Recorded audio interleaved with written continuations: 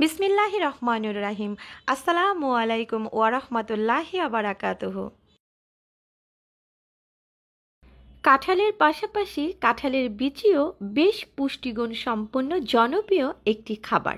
বাজারে এখন কাঁঠাল অত্যন্ত সহজলভ্য। কাঁচা কাঁঠাল সাধারণত সবজি হিসেবে খাওয়া হয়। কাঁঠালের বিচি সাধারণত ভর্তা, ভাজি, সেদ্ধ সহ নানা রকমের তরকারি রান্না করা যায়। তবে কাঁঠালের বিচি দিয়ে গরুর মাংস খেতে খুবই সুস্বাদু এবং তৈরি করাও বেশ সহজ। গরম ভাতের সাথে সুস্বাদু এই পদ খেতে বেশ লাগে। চলুন তাহলে জেনে নেই কাঁঠালের বিচি দিয়ে গরুর মাংস রান্নার এই সহজ পদ্ধতিটি। আমি এখানে 1 কেজি গরুর মাংস নিয়েছি। আপনারা যে যতটুকু মাংস রান্না করবেন ঠিক সেই আন্দাজে এখানে নিয়ে নিতে পারেন। মাংস অনুপাতে কাঁঠালের বিচিটাও পরিমাপ করে নিয়ে নেবেন। আমি এখানে 250 গ্রাম কাঁঠালের বিচি নিয়েছি। আপনারা এর চাইতে বেশিও নিতে পারেন বা এর চাইতে কমও নিতে পারেন। চুলাতে আমি একটা কড়াই বসিয়েছি আর 1/3 কাপ পরিমাণ সরিষার তেল গরম করে 1 কাপ পরিমাণ পেঁয়াজ কুচি অ্যাড করেছি। পেঁয়াজটা কিন্তু মিডিয়াম আঁচে আমি ভেজে নিয়েছি। সাথে দিলাম 1.5 টেবিল চামচ পরিমাণ আদা রসুন বাটা। এবার মশলাটা ভালোভাবে নাড়াচাড়া করে মিক্স করে দিচ্ছি। দিয়ে দিচ্ছি স্বাদ মতো লবণ। মশলাটা কষানোর জন্য এখানে আমি 1/2 কাপ পরিমাণ পানি অ্যাড করেছি। 1 চা চামচ পরিমাণ ভাজা জিরা গুঁড়া, 1.5 চা চামচ পরিমাণ হলুদের গুঁড়া। ঝালটা কিন্তু আপনারা আপনাদের ইচ্ছে অনুযায়ী দিবেন।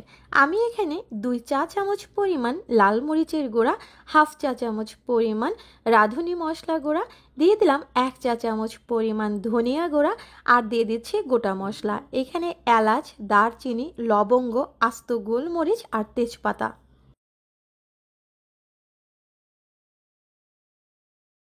এবার মিডিয়াম আঁচে মশলাটাকে ভালোভাবে নাড়াচাড়া করে 7 থেকে 8 মিনিটের মতো কষিয়ে নিয়েছি।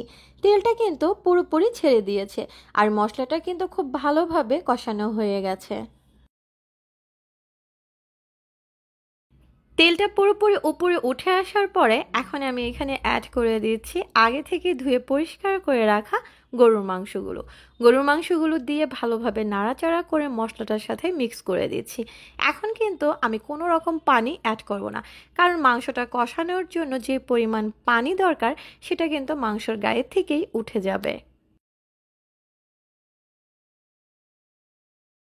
যদি কেউ মনে করেন মাংসর গায়ের থেকে পানি উঠছে না এবং যেই পরিমাণ পানি উঠেছে সেই পানিটা দিয়ে মাংসটা ভালোভাবে কষানো হবে না, সেক্ষেত্রে কিন্তু এখানে আপনি পানি অ্যাড করতে পারেন।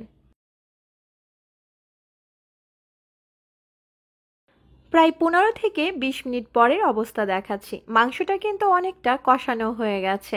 এখন আমি এখানে দিয়ে দিচ্ছি আগে থেকে ধুয়ে পরিষ্কার করে রাখা কাঁঠালের বিচিগুলো। কাঁঠালের বিচিগুলো কিন্তু পানি দিয়ে একটু ভিজিয়ে রাখবেন, না হলে কিন্তু কষ বের হয়ে কালো হয়ে যেতে পারে। কাঁঠালের বিচিগুলো দিয়ে ভালোভাবে নাড়াচাড়া করে ঢাকনা দিয়ে ঢেকে আরও 10 থেকে 12 মিনিটের মতো আমি মাংস এবং বিচিগুলোকে কষিয়ে নিয়েছি। মাংসের গায়ে থেকে কিন্তু তেলটা ছেড়ে দিয়েছে। এখন আমি ভালোভাবে নাড়াচাড়া করে এখানে দিয়ে দিচ্ছি পরিমাণ মতো পানি। তবে অবশ্যই মাংসটা কষানোর সময় লক্ষ্য রাখবেন যাতে করে নিচে লেগে না যায়। যদি নিচে লেগে যায় তাহলে কিন্তু একটা পোড়া পোড়া গন্ধ আসবে আর খেতে ভালো লাগবে না। আর পানিটা সেটা কিন্তু আপনারা আপনাদের পরিমাণ মতো দিবেন। আস্ত প্রায় 8 থেকে 9টা কাঁচামরিচ দিয়ে নাড়াচাড়া করে ঢাকনা দিয়ে ঢেকে আমি রেখে দিয়েছিলাম 20 মিনিটের মতো ঘড়ি ধরে। ঢাকনাটা তুলে আমি আপনাদেরকে দেখিয়ে দিচ্ছি। কাঁঠালের বিচিটা চাপ দিতেই কিন্তু গলে যাচ্ছে, অনেকটা নরম হয়ে গেছে। যখন এই পর্যায়ে আসবে তখন বুঝতে পারবেন কাঁঠালের বিচি এবং মাংস দুটাই কিন্তু সিদ্ধ হয়ে গেছে।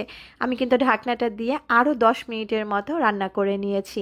আর এখন এখানে দিয়ে দিলাম 1/2 চা চামচ পরিমাণ শাহি গরম মশলা গুঁড়া।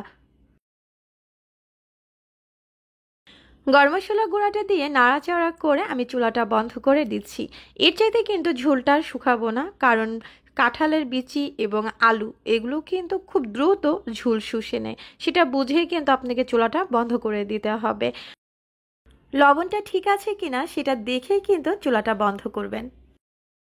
এখন গরম গরম ভাতের সাথে এই কাঁঠালের বিচি দিয়ে গরুর মাংসের ঝোল খেতে অসাধারণ লাগে। যারা কখনো খাননি তারা একবার হলো ট্রাই করে দেখবেন যে কতটা মজাদার এই রেসিপিটা। আজকে তাহলে আর কোনো কথা নয়, আবার দেখা হবে সামনে, সেই পর্যন্ত বিদায় নিচ্ছি। আল্লাহ হাফেজ।